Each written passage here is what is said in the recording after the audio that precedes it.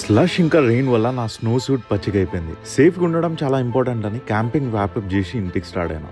ఒక దిక్కు snow storm, ఇంకో దిక్కు నిద్ర వస్తుంది. ముందు నా గ్యాస్ స్టేషన్ లో రాత్రి మొత్తం పడుకుని మార్నింగ్ బయలుదేరిన. చాలా విండీ ఇంకా లో విజిబిలిటీ కండిషన్స్ లో స్లోగా డ్రైవ్ చేస్తుంటే పక్క నుండి ఒకడు ఓవర్టేక్ చేసి ముందున్న మౌంటైన్ పై నుండి వచ్చిన అవలాంచ్ లో ఇరుక్కుపోయాడు. వాడు ఇరుక్కుని నన్ను సేవ్ చేసిండు. సరే ఇంకా వాడిని తీసుకుని వెనకాల గ్యాస్ స్టేషన్కి వెళ్ళి డిపార్ట్మెంట్ ఆఫ్ ట్రాన్స్పోర్టేషన్ కి ఇంకా పోలీసు వాళ్ళకి ఇన్ఫార్మ్ చేసినాం. అవలాంచ్ రెస్క్యూ మిషన్ స్టార్ట్ అయినాయి. రోడ్ మీద ఉన్న స్నోని బౌల్డర్స్ ని క్లియర్ చేయాలని చెప్పేసి లోడర్స్ స్టార్ట్ అయినాయి. మనోడి వ్యాన్ ని అన్స్టక్ చేయాలని చెప్పేసి ఇద్దరం స్నో షవల్స్ తీసుకుని బయలుదేరినాం. అక్కడికి వెళ్ళిన తర్వాత అర్థమైంది మేము డిగ్ చేయాలనుకుంది రోడ్ మధ్యలో ఉన్న ఒక చిన్న సైజ్ మౌంటైన్ అని. లక్కీలీ స్టేట్ పంపించిన ఒక టోయింగ్ ట్రక్ మనోడు వ్యాన్ ని రీకవర్ చేసిండు. మొత్తం స్నో క్లియర్ చేయాలంటే 4-5 గంటలు పడుతుందంటే చేసేదేం లేక మళ్ళీ అదే గ్యాస్ స్టేషన్కి వెళ్ళి చిల్ అవుతుండే.